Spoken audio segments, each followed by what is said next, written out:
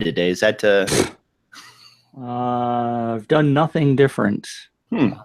somewhere? It's just my wonderful glow, DJ. That's what it is. I'm just glowing and oozing excitement over the coming announcements.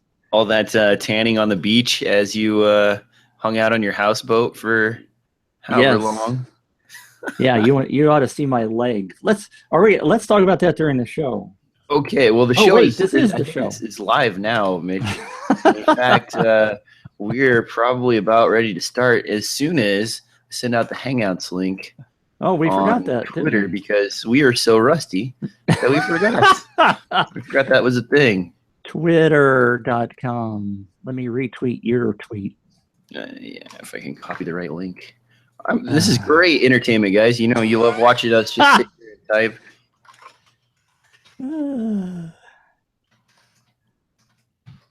We need a producer. That's what we need, DJ, that would handle all this crap for us.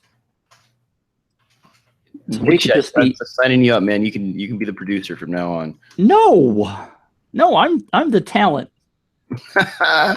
Yeah, he laughed. No, you are wonderful, and I'm glad every day when I have you on the show because you bring a lot to the show, Mitch. So keep up the good work, man. Why does this keep bringing up specifications for the 5D Mark IV? I must know something. You must. Okay, there we go. Episode 114. I swear I can use the internet. Okay. Really? No, I can't. It's not today. Also, somehow my live broadcaster got a virus. What? Apparently, one of the camera links I clicked on had some sort of like embedded Java thing that crashed it. So wonderful. And that spread to your. Yeah, and I used XSplitter to broadcast, and I got a warning that's like a recent link you clicked on has caused XSplitter to shut down. Wow. But there was an update. So you ready to just actually start now? Yeah, why not? All right. In 5. Oh, I should probably start the audio recording. Whoa.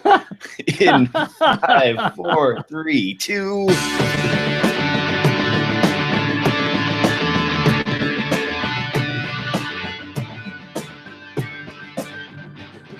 Hello and welcome back to a long-awaited episode of DSRL Film Noob Podcast. I've got Mitch from Planet 5D here with me today. We've both been on hiatus for a couple weeks now, and we are back in the saddle, ready to roll. We were refreshed from our travels and vacations. Well, speak for yourself. Oh, yeah. It's always true that when you go on vacation, you get back, and it's actually like you need to rest after vacation because the vacation took up so much effort. How was it, Mitch? Sure. That is for dang sure. If I could get my leg up to show you, I'm currently resting and recuperating my leg because so we went on a houseboat, and at the particular lake that we went to, which is called Dale Hollow Lake in Tennessee, which was a gorgeous place to go. The lake is so deep. Most of the houseboat trips, and I'm going to go long-winded on you here for a second. Most of the houseboat trips I've ever been on have been in relatively shallow lakes. And what you do is you take an anchor and you anchor yourself, on the bottom of the lake.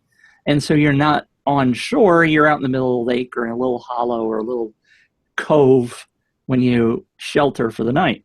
Well, this lake was one of those water reservoirs, one of those water protection things that they did in the 50s and 60s where they built a dam. Okay. And so the lake is what used to be the hollows between a bunch of very large hills. So if you go to the shore, it's within like 3 feet. It's about 6 feet deep. And then it goes all the way down to 100 and 120 feet if you get out in the middle of the lake where the river used to be that hollowed out all of these hills. So anyway, you can't throw an anchor. There's no anchoring. So you end up tying onto shore, to make a long story short. And instead of sandy beaches, all of the hills are shale. And so the shoreline is rock instead of being sand or mud or anything else. Anyway, I tripped and fell twice and just scraped the hell out of my leg. And It was pretty nasty. Huh. Well, speaking of nasty, I got back from the dentist. Did you know that they can use lasers on your mouth, Mitch? No, I knew there was some actual teeth cleaning tools that they used to have that were with laser, like your teeth white, but they quit doing that. They don't laser your teeth; they actually burn your gums off. Yikes. They use a laser pin, and I got my cap put back in, and then some other stuff done. And they went through and did a deep cleaning, and then lastly, they're like, "Hey, we've got this new laser treatment that will make your mouth 10 times healthier." And I was like, 10 times? That sounds like a great number. Sign me up, you know. And so I get I paid like $500 to have them burn the flesh off the inside of my mouth, and they use a pin laser, and they just fry the sections around the edge of your teeth and between your teeth. It's a rather unnerving experience, and your mouth and nose smell and taste of human flesh cooking for a couple days. No. It's very, very disgusting system. So thanks for the warning on that one. If my doctor or dentist ever does that, I know to just say no. Yeah, apparently, despite the controversy on flossing, I'm not flossing enough. So we'll find out more about that at some point in the future. Flossing is definitely important. I don't do it often enough either, but and now on to the show. All right. I think it's probably time to get away from hygiene and on to hijinks with the news. Whoa! Time. What a pun. First up, we've actually got something kind of interesting here. So if you're familiar with field recorders, you'll know that they usually have a built-in mic and some XLR inputs. There are a few variants on this, but this variant is very interesting. See what I did there? Man, I'm on a roll today. You were on it.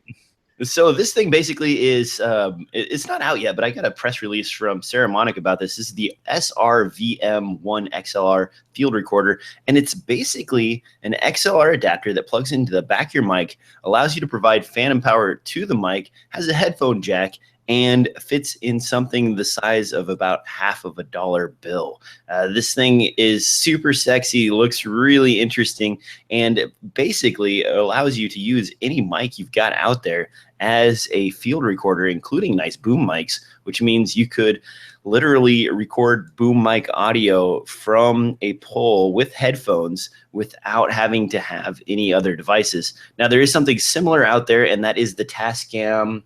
What do we call this? This is the DR10X, but that unit does not provide phantom power. So the difference here is phantom power basically and a longer battery life. As you'll see, this Tascam has a smaller battery compartment. Now, Mitch, seeing this interesting device, you think this would have good applications for filmmakers down the road?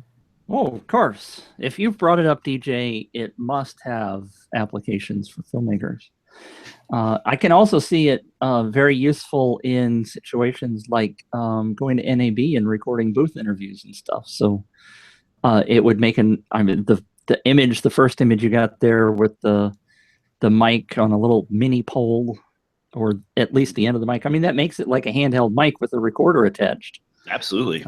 Pretty nice. I was surprised too that they had the headphone jack. You could hook this up to a wireless broadcaster too. A stereo or mono, probably mono would be fine, and send that audio from the headphone jack out to another camera, as well as record a safety track.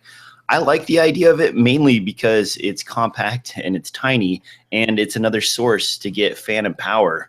You don't get that out of many very small items. So I just threw this in there. It's going to be coming down the line here. I think they told me to expect to look out for it by the end of 2016. So when I know more, I will tell you more. And I may have shared too much already. I think they were sending that to me as a NDA, but I don't care. What? It looks really awesome. Well, all right. So since we still probably have several noobs who don't really understand the difference, give us a quick explanation of why phantom power is important. So if you want a microphone that is capable of very high sensitivity levels, the best way to do that is to use a capacitive diaphragm. And those capacitive diaphragms require a electrical charge in order to transmit audio properly from the mic back to a recording unit. So in the case of boom mics or high-end recording mics that are used for acoustic instruments and so on, you generally require a 48-volt phantom power source to energize the capsule in there to capture the audio. And you can look at diagrams online if you're really interested. It's basically two plates, and by charging one of the plates, you're inducing vibration into the plates and changing the capacitance, and those moving plates basically generate the audio waveform signal that is then transmitted through your phantom power writing line over to your recording unit, which then isolates out the audio from the DC voltage that it's riding on.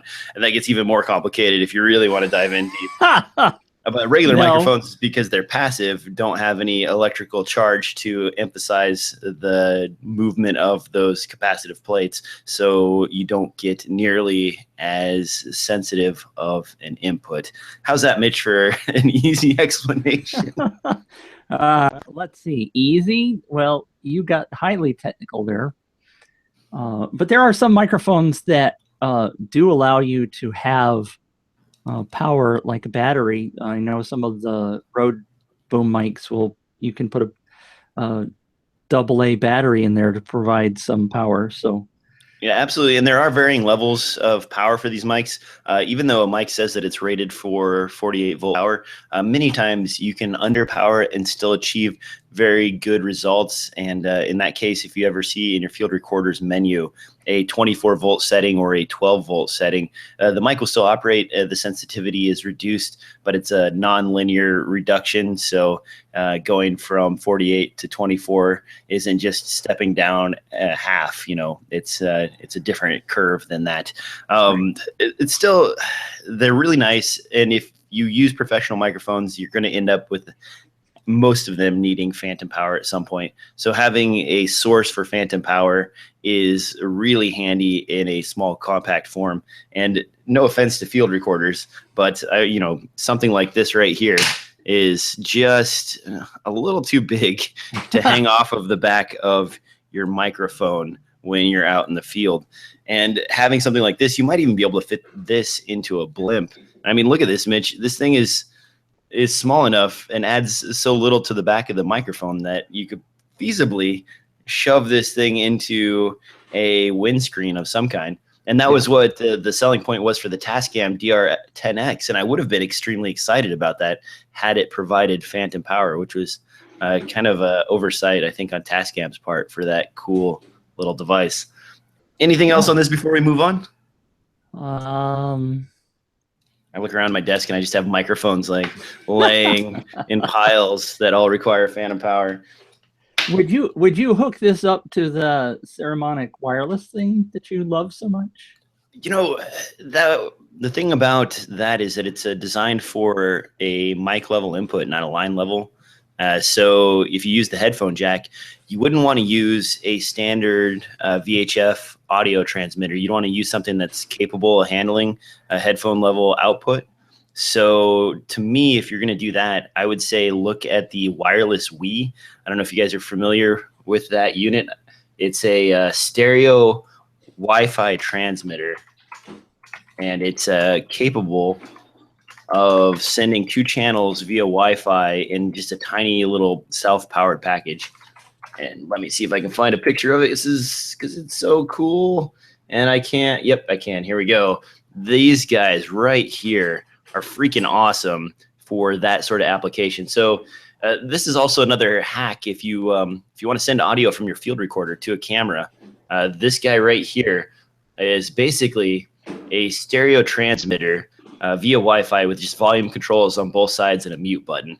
And you plug in your headphone jack from one device and you output it on the other device, and you can control the output volume to your camera in order to send that audio across. It's really handy. So how big is that? It's hard to see. They're the size of your thumb, so okay. Very, very small.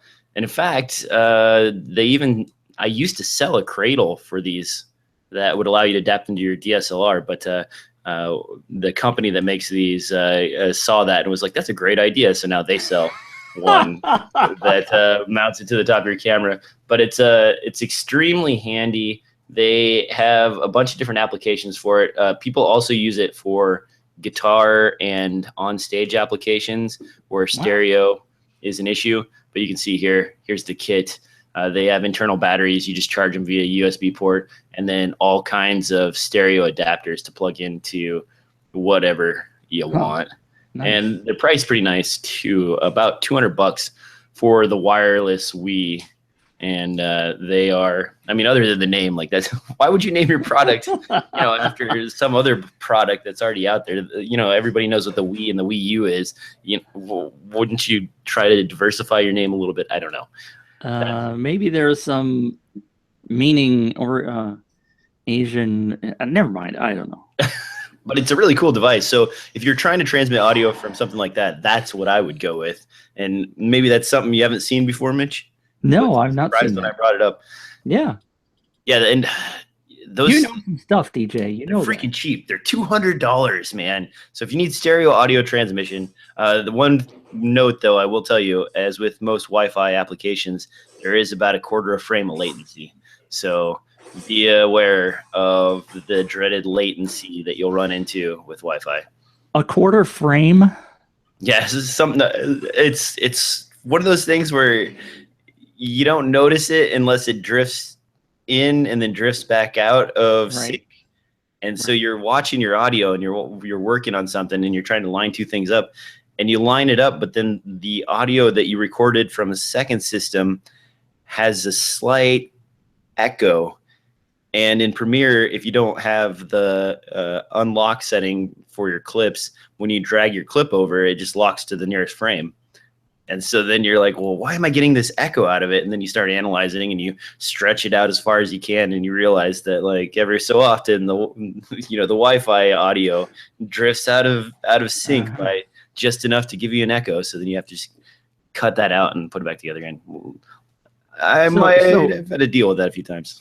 Yeah, apparently. And it must be much like Google Hangouts where you have 30 frames of delay because it's just, I mean, I'm watching your mouth move and the audio, well, actually the audio is beating your mouth. So, I mean, I hear you and then it's. I can tell you, I hate Hangouts suck. Hangouts. I mean, I use it all the time. I love the idea of it. But I'm not in love with the actual outcome of Hangouts. It's usually pretty rough. So it used to be really nice, and I don't know what the heck happened because I don't remember these problems a year ago. Yeah, it's strange. It's one of those things that is not very easy to fix, and you can't really control anything in Hangouts. So it's always a headache and a hassle. But Amen. You know what's not a headache and a hassle, Mitch? No. How about a lens? Because this is the podcast of many lenses this week. We were talking a couple weeks back about the blockbuster lens releases from Samyang, and this is yet another one. The 35mm f1.2 is a lens is designed for APS-C cameras, and no word on pricing yet, but this will give you f1.2 at 35mm on APS-C, which is roughly equivalent to 50 millimeters. So now you can join the f1.2 club. Mitch, you're looking at this lens. Is it pretty sexy? You want one for your APS-C sensor camera? Number one, I don't have an APS-C sensor camera. Sorry. And number two, this is a manual focus lens, and I just hate those. Most of Rokinon / Samyang's lenses are. And I say most because they did finally start selling their Sony autofocus lens, which is also in the show notes, strangely enough. I do have one last APS-C camera in my collection, and that's this crusty Canon T2i, which has been my danger camera for many years, and that's why it's covered in filth and grime and dirt. Last time I had to shoot with this, we were shooting in a barn, and the barn had 100-year-old poop from the animals that lived in there that had dried up and mystified. So I'm wearing like a mask to keep it out of my lungs, and my camera is just sitting there getting covered in it as actors and actresses run at it and like step past it. And it probably still has some of that grime on there. And then I was doing a video for a contractor for his drywalling business, and you can see there's little speckles of drywall finish stuck all over this thing. It's a great camera. Love the T2. You know, that's a topic that I don't think I ever see covered. Cleaning your camera after a shoot. I don't do it. I don't do it. There was a camera that, again, that was a long story, but this photographer was beaten up because he was taking photos of a young lady at a park, and the boyfriend thought he was being a pervert. So the boyfriend came over and beat the crap out of the photographer and threw his $10,000 camera in the lake. Oh, crap. And a couple of months later, there was a woman who was fishing at this little lake, little city park lake, and she hooked his camera and brought it back to him. There was a little TV reunion where she gave him his camera back, and some of the guys chatting on Facebook were talking about cleaning this camera up and using it. And I'm like, this thing's been sitting underneath the lake for the last 5 months.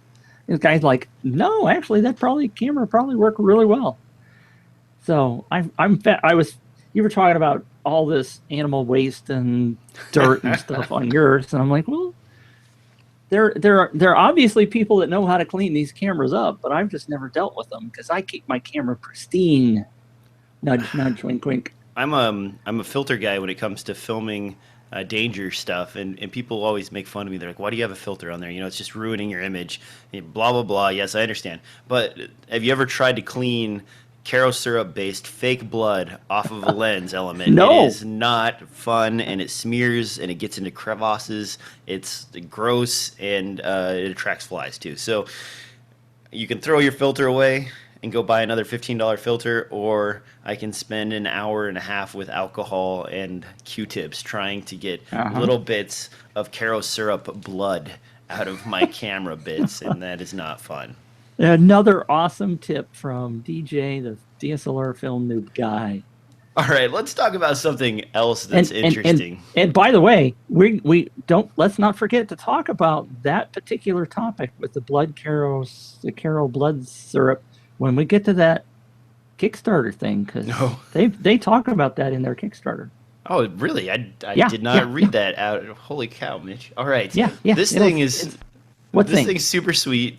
And I'm interested in it, and you're probably interested in it too. Now, we've talked about electronic image stabilization and some of the other options for GoPros and so on that have also been kickstarted, incidentally, are devices that have basically a 3-axis gyroscope inside measuring the movement of the camera so that they can use that data for image stabilization. Now, this is an interesting take on that. It's not new, but it's super compact and something that I think everybody might love. This is basically a microchip inside of an SD card that does all the 3-axis measurements while you're moving your camera around and records that data along with the video stream that's coming through so that you can use the positional data from your camera from this card to image stabilize in post without any sort of warp stabilization requirements, which is a freaking sweet. Now, Mitch, you looked at this too. Did you watch the video on this? Yes, I did. It's super good at stabilizing. Just like most of the other image stabilization systems as far as tracking the position in space. But do you think we'll actually see this anytime in the near term? And how long before cameras just all have this built in? That's a dang good question. Certainly fascinating topic. And I know that we're talking about this as an SD card. But I think if you really look at it, it's an SD card, but you have to use a micro SD as the actual recording medium. So this is a combination. It's basically an adapter, right? That's correct. I have that right. So here's, if you look at the image for those watching the video, this is where your micro SD card goes. and then the 3-axis measurements are taking place on this microchip set right here. Because I was wondering, why would it only apply to an SD card? Why couldn't we do this in a compact flash card? But that's the reason why. Well, and compact flash cards are also going the way of the buffalo, because you could clear out, theoretically, space in a CF card and then use an SD card inside of it if you wanted to. What? Yeah, haven't you ever seen the SD to CF adapters? No. So I'm looking at, if I'd have known this topic was coming up, I would have had one sitting out ready to roll, but I do not. For about $15 to $20, they sell basically dummy CF cards that allow you to just shove a SD card into that, and then the electronics inside adapt the PATA to the SATA writing on your CF card. So makes sense. There's, the amount of data you can fit onto a compact flash card versus a SD card isn't very different these days. Like, it's basically the same amount of memory. So, you're wasting extra space inside of a CF card that could be utilized for other things. So there you would have a gyroscope, or a gyro measuring the position of the camera, and then your SD card would be recording. There is some delays and writing speed issues, because the transition from PATA in a CF card to a SD card's SATA writing means that you don't get as fast data throughput. Right. That makes sense. But it could be done, I guess. Yeah. Oh, yeah, definitely. And the rates are high enough that it wouldn't affect 1080p video recording. So basically, what I gathered from looking at this article, and fascinating concept here, is that we've talked about 5-axis stabilization on the sensors. We've talked about handheld gimbals and all that other stuff. You can just throw all that extra stuff out and just buy a $50 SD card and be done, right? Well, it's not as simple as that, Mitch. Oh, it's not? So the positional data that they gather basically shakes your video about in a method that allows the center of the image to remain stable. Because of that, you're going to end up with dark corners on the sides. And I think I can even get this video to play so that you can see what I'm talking about. Check out this right here. You'll see the darkness that's gathering around the edges. That's because they're moving the image based on the position in order to keep the center of the image stable. Well, at 1080p, if you're doing something like that, you're going to have to crop in to probably 720p in order to fill an entire image. At 4K, again, crop into 1080p, and you're probably good to go. But it's not a perfect solution, and it isn't a complete replacement for these 3- and 5-axis gimbal systems. However, if you're an action cam shooter, number one, if you're any kind of camera owner, number two, having this option is still pretty darn sweet. I mean, imagine, Mitch, you're running out filming your kids with a 4K action cam, and then you roll into a 1080p image. That's still good enough for home videos or for, even just most applications on the internet these days. And your image is stabilized. That's beautiful, right? Absolutely. And it's so that's a very good point. The action cameras, they could embed this. Heck, they might buy the technology straight off the guy, right? Well, and that's what I was alluding to with cameras coming with this in the future. Right. So the YI Action Cam that I reviewed recently uses a 4K sensor, and when it goes into image stabilization mode, you are locked in at 1080p. So what that's doing is basically cropping the sensor and then measuring the position in space and correcting based on the image being moved around on the sensor itself. And you could do that pretty much with any camera that has a large amount of pixels versus what it's actually filming, and crop in and stabilize. And even though it's not 4K like you're wanting out of this thing, right, which one's more important, having an image that doesn't look like it'll make you vomit, or having an image that is nice and stable and maybe not as high resolution as you want it? Exactly. And I even noticed that at the beginning of that, where the camera is fairly stable, he's still cropping out with his software a little bit of the side, so you're still losing some of the 1080 image to begin with. So, yeah, I mean, and we've seen that with other software that's doing image stabilization post based on the GPS data. The 3-axis gyros, though, are so cheap, and it's only a matter of time before people start putting these in just every device that comes out. You know, Canon? Phones. No, well, Canon. Let's say on they're probably already starting on their R&D for the 5D Mark VI, so we'll probably see it in about 10 to 15 years. Good job, Maybe. Canon. If we're lucky, it might. You know, they'll. You know, it's on the 5D Mark IV, right? You think so? No. Oh, okay. I'm joking. He's pushing me to roll into the 5D Mark IV rumors that we've got going on here. Check this out, guys. Look at this genuine, authentic picture of a 5D Mark IV in the wild, just hanging out on this boardwalk here. This is completely legit, no Photoshop. No, it's obviously Photoshop. That's a really poorly stretched out 5D Mark IV image right there over a 5D Mark III. The current specs we're looking at for the 5D Mark IV, which may be coming out at some point into August, Mitch, you think? August 25th is the date. August 25th. According to Canon rumors. If Canon rumors is correct, which they are generally within spitting distance of the actual things, we're going to see a camera that is cheaper at release than the 5D Mark III. Expect to see about $3,200 on the price tag, or a little bit less. We've got a 30 megapixel sensor, compact flash / SD card slot, no CFast, which is interesting there. Is that how they're going to distinguish their high end from their low end? We've got built-in Wi-Fi, which, you know, everything has Wi-Fi these days, and Canon's built-in Wi-Fi is probably not anything to get excited about. It's completely awful. 4K recording, yeah? Woohoo! 60 frames per second? But only 30 frames per second on 4K. Yeah, wow. You can't ask Canon to do everything. Yes, we can. Or anything, really. Oh. Whoa! Looking at the rest of the specs, we've got 120 frames per second at 720, 60 frames per second at 1080, USB 3.0, and you know that's pretty much it. Mitch, you see anything I missed that's super exciting? Well, and I apologize to you, DJ, because Craig at Canon Rumors has indeed added a couple of things since we published our post, and I haven't gone back and updated our post. He says it's now 30.4 megapixels, so there's an extra 0.4 there. 7 frames per second in burst mode.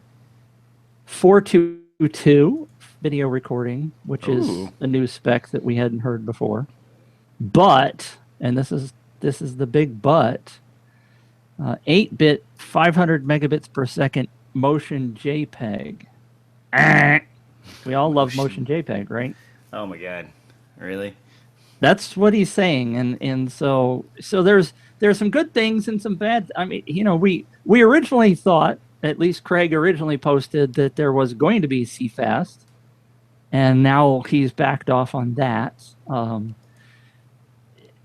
But the implication here with 8-bit motion JPEG is that they still want to be able to write to compact flash cards instead of CFast.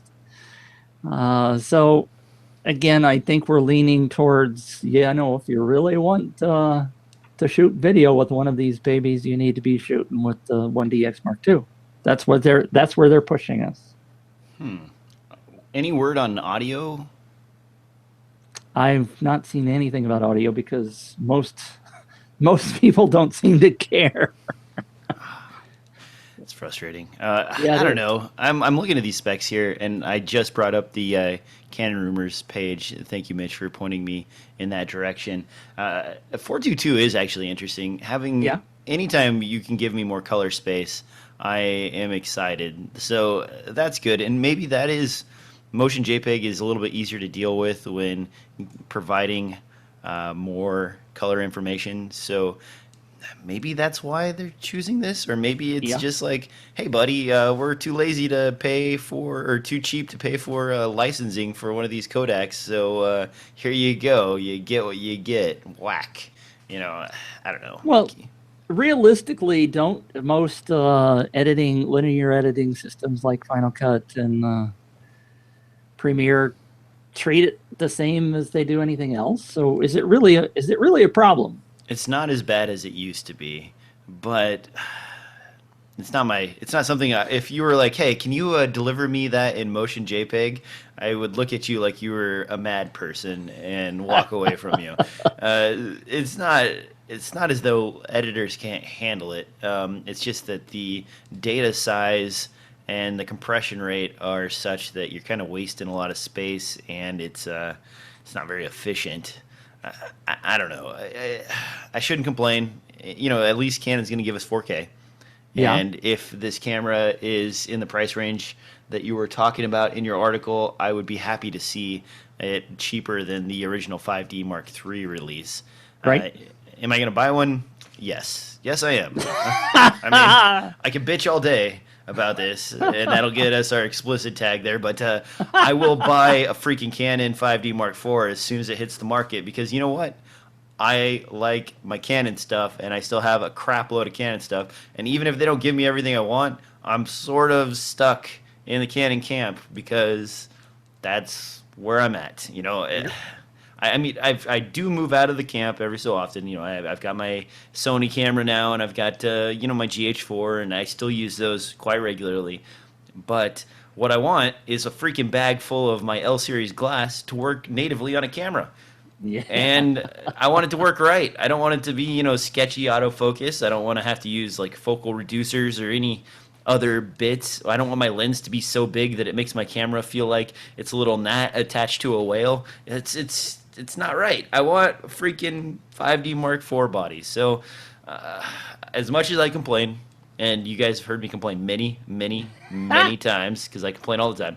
But I'm gonna buy it. I'm gonna buy the 5D Mark IV when it comes out because I want it. I want a full frame body. Am I excited about 30 megapixels? Absolutely not. I would love to see 20 megapixels and even better low light performance. Am I excited about motion JPEG? Absolutely not. Will I get 4K because of that? If I do, then okay. I guess I'll just have to deal with it. You know, it's the same thing with audio. Like I ask about audio inputs. We're going to get another 3.5 millimeter jack. Sweet. Just what I wanted. Probably with core amplification built in. And, you know, if we're lucky, Canon will bless us with a freaking headphone jack. You know, okay, awesome. You know, good job. Way to join everybody else in society, you jerks. But I'm going to still give them my money. So, Canon, just hurry up and release this. Take my money. And let's move on with that. What about you, Mitch? Are you gonna buy this camera? I will most likely buy one because multiple factors, the geek factor, the fact that Planet 5D was based on the 5D, so I probably should know how the damn thing works or doesn't work. Anybody want to buy an old 5D Mark II? But, you know, realistically, I'm in the same boat as you. I have Canon lenses. I'm sticking with Canon gear. If you had, you're asking about the audio side of it. What would you want to have different? Do you want the GH4 big external thing that allowed for the XLR inputs? That Yes. had to have external power versus battery power. You want one of those? Yes. Oh, No. okay. Okay, so the GH4 and Panasonic was sort of smart, but really stupid. The XLR input system and the SDI output, that's all great stuff. Don't get me wrong, but it's too much. What I want out of my Canon camera and what I want out of any of these awesome ideas for battery grips is I just want two XLR inputs and the option for a battery to go in that XLR input controller so that I can power my XLRs, I can power my camera, and I don't have to have external power because as a person who shoots light, I don't want to expand into more and more crap on my rig. And that's where the A7S really shines, is even though the battery life is atrocious, the A7S battery sucks. It's tiny. It's like less than 1,000 milliamp hours. It lasts like 45 minutes maximum, but it can power its XLR phantom power system and the camera from a single freaking battery. and that is convenient. So you know what I do? I end up carrying 15 batteries with me for a day's worth of shooting, which is stupid, but it's what you have to do to have convenience. So what Canon could do to make me happy? You know what? They have 2,000 milliamp hour batteries already. Make a very power efficient XLR adapter that maybe has one XLR input and maybe one 3.5 millimeter input and a little bit of switches on there so I can change back and forth and a spot for a battery, and bam, you've nailed it. That's exactly what I would want out of those. I don't need SDI output. That's too much for a little camera. Just stay away from that, guys. Sorry. No. I asked what you wanted when you were talking about the audio, and of course we'd like a little bit better preamp, right? We don't want that noise floor to be as high as it is on the 5D Mark III. So we hope that they improve that a little bit. But I wanted to know what you really wanted. You know, what I find myself using, and I talked excitedly about this, I finally posted a review of this XLR audio adapter from Saramonic. This is the MixMic. This is the sort of thing I want. I want a very small, convenient XLR pack that doesn't make my camera wonky.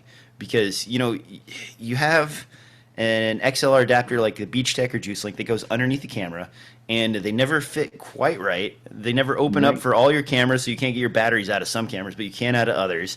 They're really large and square and bulky. Even though they're made out of metal, they're inconvenient, and so you end up with this sort of like unbalanced, wacky camera, and the knobs never face the right way. Or Juice Link, this is looking at you. Your knobs are so tiny that my big hands can't actually turn them, so I can't ride the faders when I'm trying to record audio, which is ridiculous.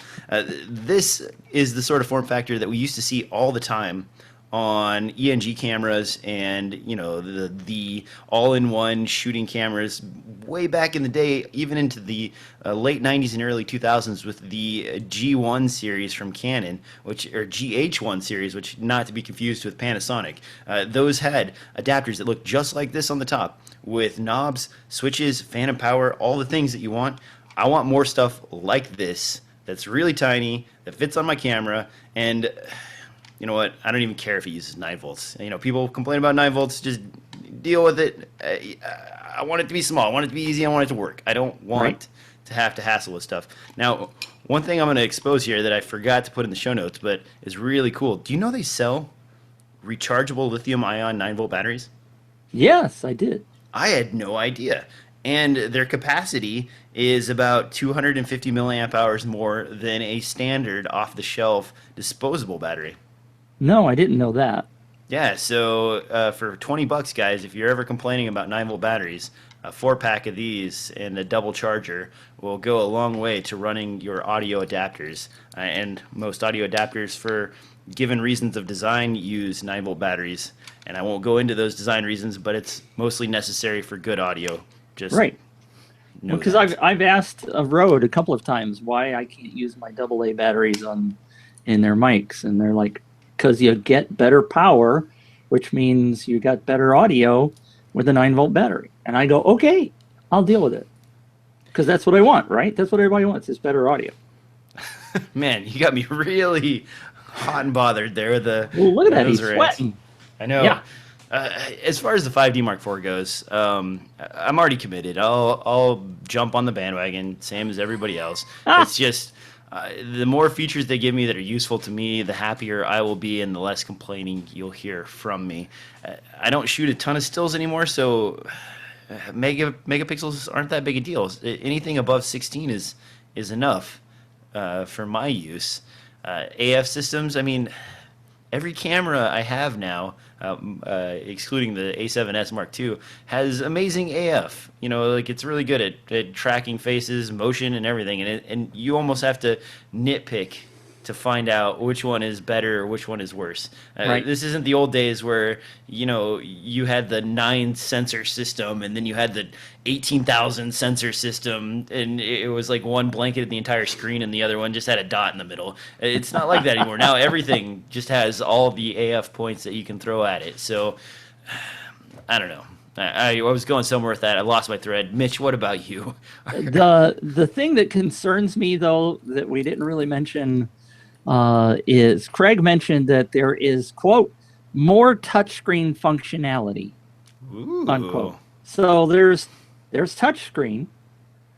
And you know, I bitched and moaned about the Canon 1DX Mark II because of the fact that it has touchscreen, but it only works in video, live view. So there's more touchscreen, but it doesn't say full touchscreen. Why can't they frickin' just put everything as touch? You know, they've got that technology in all of the Rebel series, the you know, T4i, T5i, T6i, T12i.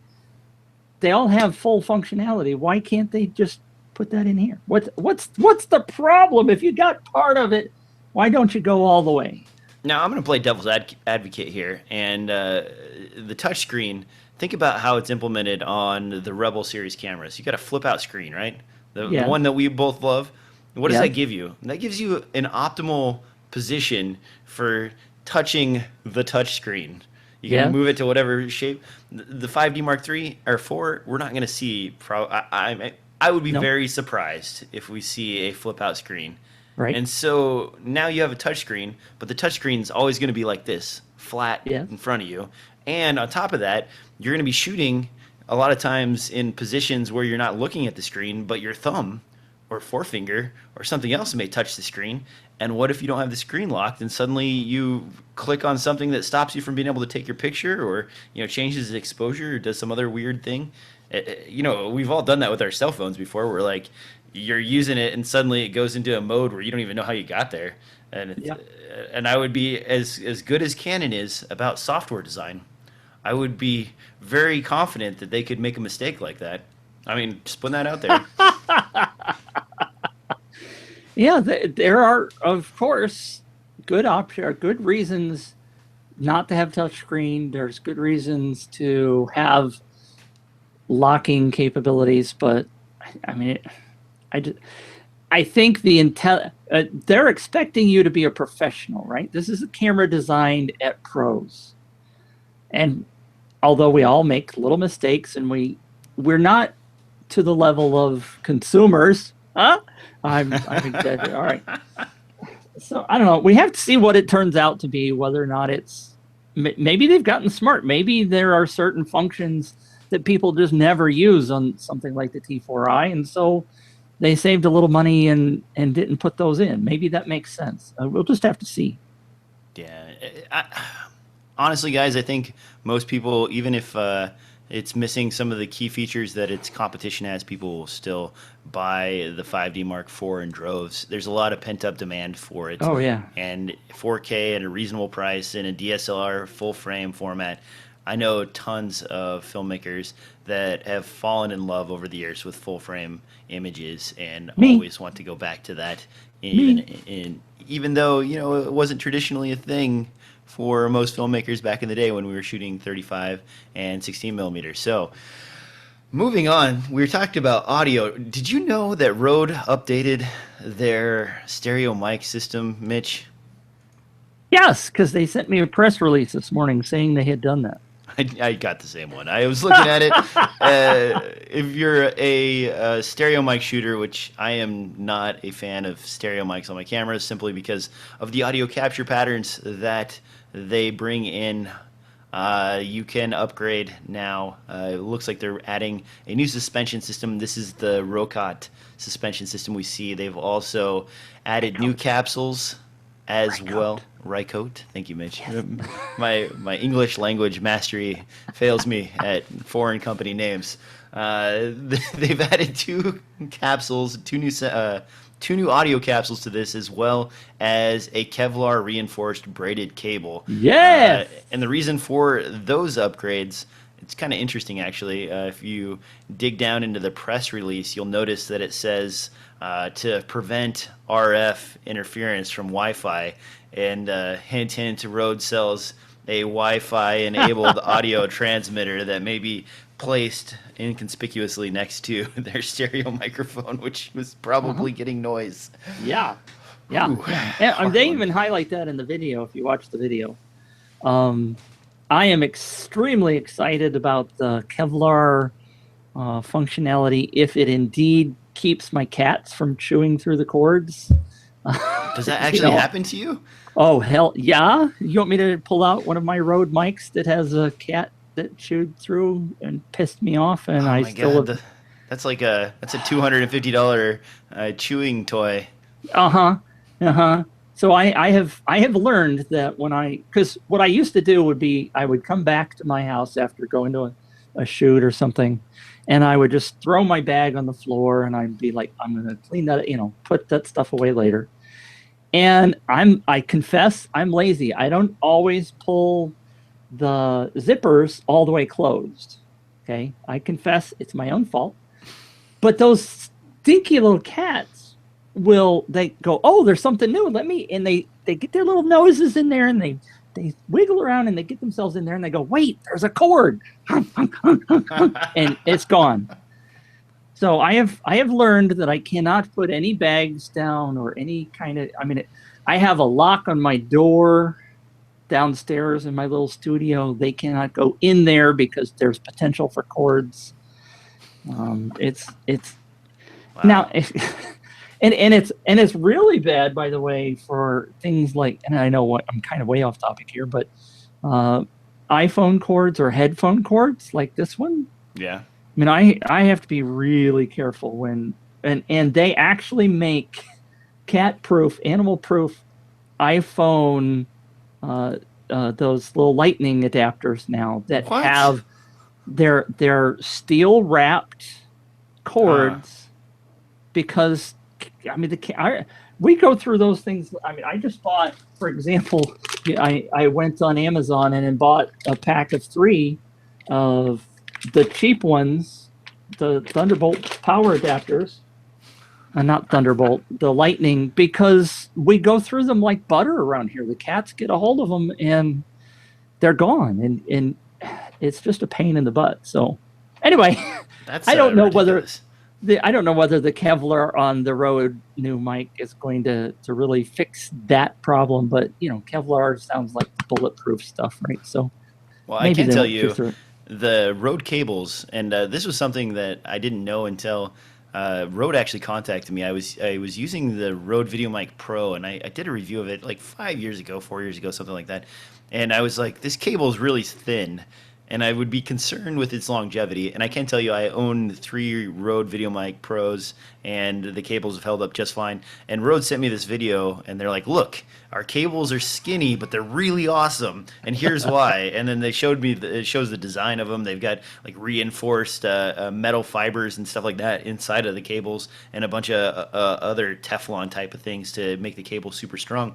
And sure enough, I've had people just rip the freaking microphone off the top of the camera and pull it out, and it breaks the 3.5 millimeter input on the camera, and the mic is just fine. So nice. Their cables are surprisingly good, to the point where even though you think they're thin and weak, they do a great job.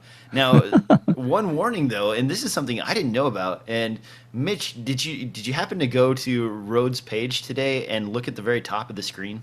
Yeah, that's actually been there for a couple of months. I've seen that, but I'd never seen this before. Yeah. So if you aren't familiar with it or you don't spend a lot of time on Rode's site, they've got an important information bulletin posted at the top of their site that lets you know that anything fulfilled by Amazon, sold on Amazon, is not from an authorized Rode dealer, and that there are actually unauthorized dealers fulfilling orders for Amazon, and that these are clones, copies, not true, legitimate Rode products, and you won't get a warranty if you go that route.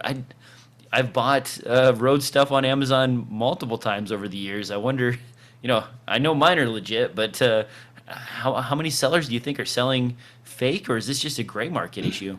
I don't know. It's a very curious thing, and I'm glad you brought it up, because and you're much more of an Amazon guy than me, but fulfilled by Amazon is a different label than if it said purchased directly from the manufacturer, right? Or from there are different sets of vendors. Maybe you can explain that. So if you go on Amazon and you look for a Rode mic, if it's sold by Rode, you would normally see a little sign on the microphone that says, the seller RØDE. So let me Right. just bring up an image here, and you guys can check this out. Right here is Can you who's make it fulfilling bigger? it. I don't know if I can make it. You're taxing my Well, on a technological. Mac, you would simply do Command plus, and it would make the And I think font it's bigger. Control Plus in Chrome. I There you just go. don't use There it you very go. often. So Thank you. you look right here, number one bestseller, blah blah blah blah blah blah, and then you'll see over here on the right hand side other sellers. And this one's Gear Tree is selling it, Roberts LP, Focus Cameras, and 10 others. So the main one that's for sale is actually a one-click, and oh, that's got my address on it. Ah, Yeah. Anyway, the point is, let me just get out of this screen. but it does say Good. buy road, right? Yeah. So this one says by road on it here at the top. So if you look here, it says sold by road. So that would indicate that that's the seller. But if you click on the actual add to cart and look, a lot of times it'll say fulfilled by Amazon, which Amazon will warehouse things for other companies and package them up and store them and then ship them out for them as needed. Well, imagine if Amazon's fulfilling orders for RØDE, but they're also fulfilling orders for Geartree and these other companies, Robert LP, and suddenly you end up with a product that is not the legit product. Now, is this a known problem that happens all the time? I don't know. This is the first I've heard of it. But one thing you do see on Amazon quite a bit is stuff that's sold for way cheaper than you think it should be. Right. And sometimes that's gray market, but sometimes it is legitimately counterfeit. Clothing is a great example. Legitimately counterfeit is kind of Yeah, contradictory, isn't it? that's a oxymoron I think I threw out there. It's I don't know. Be cautious if you're. And I know some people aren't a fan of B&H, so don't let me push you in a direction you don't like. But if you're ever concerned about the quality of the product or where it comes from, going to a company like B&H that specializes in photography, even Adorama, which is like Yep. B&H's shady brother, those two companies, they both work hard to deliver video, camera equipment, and so on. And they're really good about warranties. They're really good about customer service. Excellent about checking the products and making sure that they're legitimate. Amazon, I buy a ton of stuff from Amazon, but it's the Wild West. I've ordered things before where it's like this will ship in 2 days, and then like 4 weeks later, it's like your item is shipped. It's like, well, what happened to my 2 day Prime, you jerks? It's like Yeah. what's going on here? And other times too, you'll order something that says like next day or 2 day shipping, and it ends up coming from China or something like that, and you wait like 4 weeks to get it. I have batteries for that action camera that I ordered as soon as I got the camera, and they still haven't shown up yet, and that's been Nice. 5 weeks. I mean, it's Wow. only a $10 order, so it's not as though I am out a big amount of money. But when it says next day shipping, that may not be the case. And if items are coming from China, no offense to China retailers, but there are some places that can sell you batteries that look exactly like a Canon battery that are not LPE6 batteries made by Canon. They just have Right. all the perfect labeling on them, and for some reason the serial number is identical across 20 batteries. No idea why. Ah. Huh. So just be cautious, folks. Yeah. Yeah. And watch out. I didn't know RØDE had this issue. Now, my thing here, and I know not to put RØDE on the spot, but they do have a very low valued currency right now in Australia.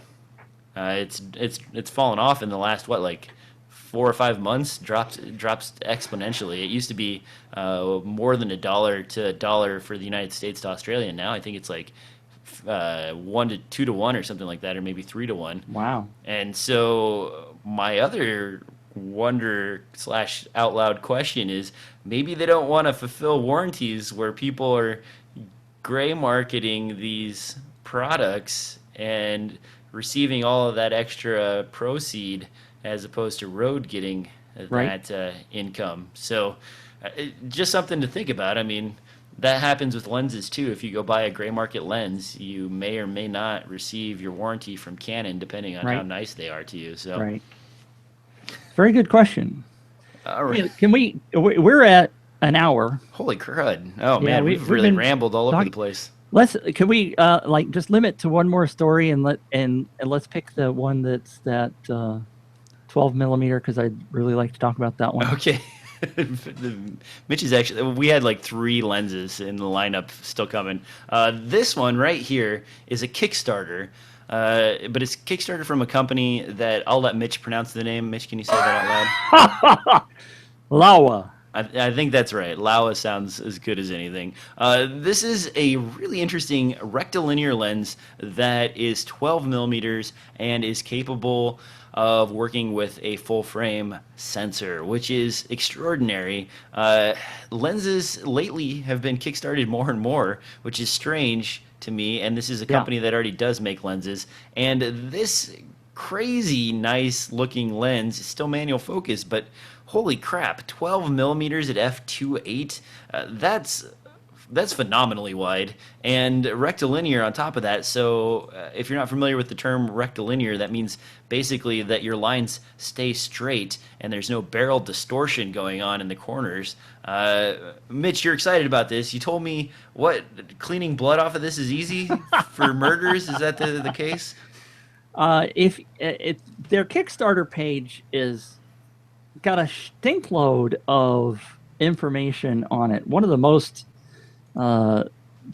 volume-filled Kickstarters I've seen in a while. But there is a video if you scroll way down, and it's really going to be hard to find. So I doubt you're going to just skim through and find a video. But it's about a third of the way down the page. You're almost there. But it talks about their frog eye coating, their water and dust repellent coating. Maybe if you did a find, you'd find it. Holy crud, they've got a lot of stuff on here. Yeah. I don't. Wow. Do Control F and type in frog eye. Watch Mitch and I use the internet. Yee! Control F, frog eye. Okay, there we go. Frog eye coating. Here it is, right here. So I found that interesting because, and I'm assuming this works the way they're showing it, and it might be a little hard to see, but they're showing they're dropping an orange liquid on the lens, on the front element of the lens, and they have a traditional one, and their little water drops just stick and glue to the lens. But theirs, it just kind of rolls right off, which is kind of awesome. I don't know that I've ever seen a lens do that. So fascinating. I would love to have a 12 millimeter. I noticed that they talk a lot about the bokeh and 9 blades and that kind of stuff, but almost every one of their samples must have been shot about f12 or 15 or something, because all of those landscapes are super sharp, tack sharp from 5 inches away to infinity. So they do have one bokeh shot here. That one is gorgeous. Look really nice. Look at the nice round bokeh balls we're getting here. Not a lot of distortion. You are seeing the effect of the rectilinear correction here as the side bokeh starts to kind of morph and stretch out like Pinocchio's nose. But it's still quite good. And the images on this, they are very sharp. They have demonstrations from the corners and the sides. You're right, Mitch. This lens looks very sexy. I didn't even see that whole frog coating thing. That's really freaking cool. Okay, I'm gonna buy one right now. Are you? Okay, cool. Sold. Put my address on there, will you? Can I get these? Can I get this tomorrow, please? I really no. Of course, that's part of the problem, and I'm really disappointed because the list price is going to be $949, and they actually had one person who bought it for $1. They had the first person and get the damn thing for $1, but then they had 10 available for $649. 30 people got it for $699, but the current available deal is $849. So that's it appears to be a very gorgeous lens. The photos, thankfully, they included a heck of a lot of photos. They look sharp. They look very corrected, as you will, with the optical. This appeals to me a lot in terms of, I don't shoot much wide angle, but this one's kind of sexy. And if I weren't planning on sending my kids to college this year and buying a 5D Mark IV when it comes out, I'd probably jump all over this. This one looks sharp. You don't think you'd use a wide angle until you have one. And right. The wider it gets, I started my wide angle quest started with the 16 to 35 millimeter f2.8, and I got that, the 17 to 35 because I'm really old, and so I was like, oh, this is great. And then I started experimenting with some 8 millimeter lenses, the Russian like f4, and the lens quality isn't really the greatest. But then when I got my GH4, I got the 7 to 14 millimeter f2.8 and the f4, and 7 millimeters, that's 14 millimeters equivalent for a full frame sensor, and that extra 2 millimeters of wide angle, it's all the difference. And you think 12 and you're just like, holy crap, I can, if I want to take a picture of this entire room, I'll just stand in the doorway and try to make sure that one of my arms doesn't get in the shot that's behind the camera because the angle is so freaking wide. And then also to have straight lines, especially for people, who want to put an entire building in a frame, or, shoot a really interesting event and maybe a stage or something like that, and they don't want it to just curve and go weird. There are times when that barrel distortion looks awesome and the fisheye effect does some cool stuff, but $849, what's Canon's equivalent? Don't they have a 14 millimeter f2.8, I believe? Yeah, that sounds right. But it's like $2,000 or $3,000. Yeah. So well, and I can imagine real estate photographers that the ones that go around that shoot houses for real estate advertisements. I mean, this would be perfect for that because it's got a wide aperture and fast and it's really wide. So I can see them selling a boatload of these things. I will tell you, if it had autofocus on it, I'd that would be even more awesome. But as I'm about to order, guys, looks like they're going to charge $30 extra for shipping. So be aware of that. And it looks like that's across the board, $30. It's not available on Amazon Prime yet. Ah, son of a gun! No. Well, I mean, maybe I can find a clone one. Man, okay. I don't know what's the shipping date. I didn't. It says October 2016, so only a month and some change away. This also, what's interesting, besides the frog coating, did you see the actual neutral density filter adapter that they have for this guy? For $50. Yeah, for $50 you get a screw-on neutral density filter that, if you guys have ever tried to use a variable ND on a super wide angle lens, it's not practical. It doesn't work because the angle changes with the angle incident through the variable ND filter and goes weird. So having a built-in filter that you can just slide in to, get f2.8 in daylight is something that's also very attractive. And it's $50 to get the adapter. They also, I don't know if you saw this, Mitch, but there was a weird other adapter for like $200 that also allowed you to do some sort of tilt shift with this lens and turns it into a 15 millimeter f4, if I'm remembering correctly. And I'm frantically scrolling through the thousands of images here to find the thing I'm talking about. I've got a link to this in the show notes, as well as all the other stuff we talked about, guys. Definitely check this one out, especially if you're interested in. Here it is, as I continue to just fill the words pour out of my mouth. These are the adapters. Okay, so here is the clip-on filter, which is a very interesting little design here, and it's got a drop-in slot there. We've got the shift converter, which is $300 for E-mount lenses, and it looks like Canon, Nikon, or Sony. And then we've also got an E-mount adapter, which I guess you'd buy the Nikon or the Canon version and then put the E-mount adapter on there if you're going to use this on a Sony camera. Does that sound about right, Mitch? Yeah, I'm a little confused by their wording on that. I glanced at it this morning before the show, because it says Canon, but looking at the other one, that image you're on right now, if you scroll up just here, it says for full frame E-mount and Sony A7 series. It says nothing about Canon. So I'm a little clear. I'd have to do more research about that, but it just doesn't. That particular stretch, I don't need a magic shift converter right now. And I mean, it specifically says E-mount right there. It doesn't. Yeah, it may be that they're taking advantage of the extra flange distance between the E-mount and a Canon mount type adapter. So you have that 2 inches or 1.5 inches. Maybe they're shoving the extra magic in between that space, so you don't get that adapter for Canon or Nikon shooters, but you do get it for maybe the Sony shooters. Right. Yeah, that's what I think. It's kind of cool. Have you ever owned a tilt shift lens, Mitch?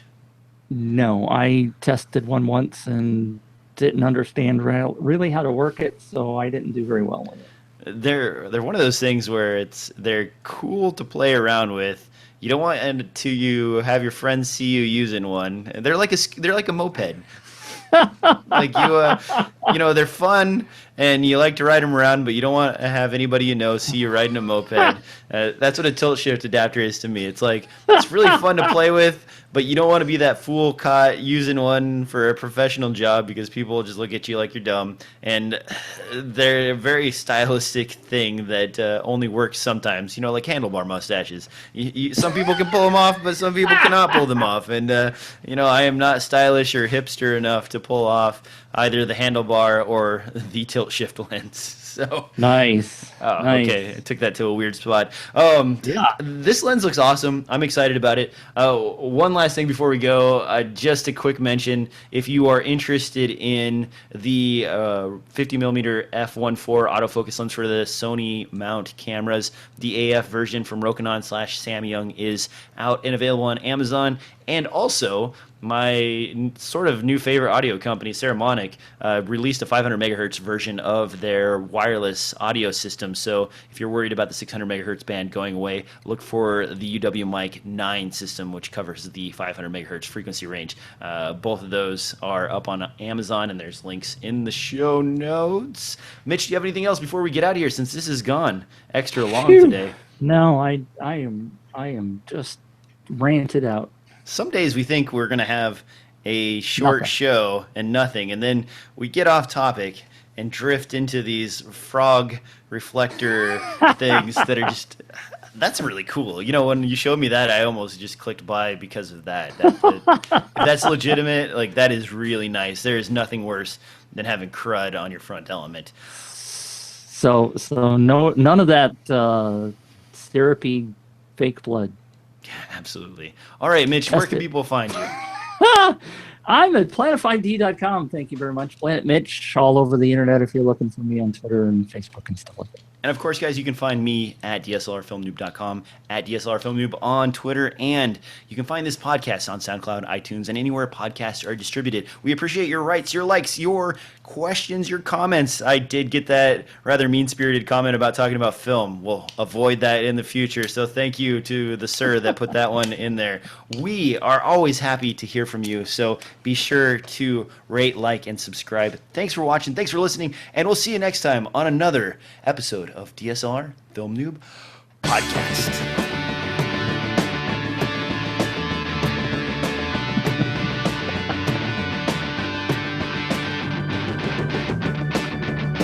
I tell you. So, can you hear me? Can you hear me? Can you hear me now? I can hear you. So I'm watching my side of the video, and DJ. I don't know how it's going to look on your end, but you say, I hear the word podcast, and then about 2 seconds later, you go, and you moved your head. I bet it was like a second and a half. I'm like, the delay is horrific. I cannot watch your mouth. Oh, I have to just listen to you. I know. I need to. I don't want to do it because it's a pain in the butt.